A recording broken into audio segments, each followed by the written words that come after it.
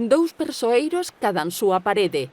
Fondo amarelo para Eduardo Pondal, azul para Pascual Veiga. Son colores complementarios, el azul y el amarillo, y luego están invertidos dentro de las caras. El juego se completa y se nivela, ¿no?, a la hora de cromáticamente.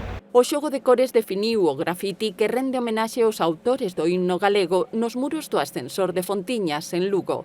Para mí esto sirve para focalizar estas paredes, ¿no? Es como darle algo que realmente pasaba desapercibido, que el protagonismo realmente lo tenía todo, la estructura de lo que es en este caso el ascensor, ahora lo tienen ambos, ¿no? Y en este caso con colores fuertes, pues puede que lo tenga más incluso la propia pared.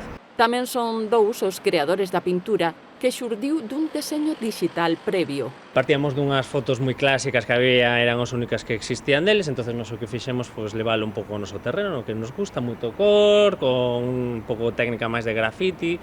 Debido ao seu tamaño, a obra precisa dun cotexo constante para afixar as proporcións. A cada un dos retratos poden ter uns 4 metros de alto, pola parte proporcional que vexas de ancho, 2-3 metros. É unha estructura grande con zonas difíciles de acceder, os andamios.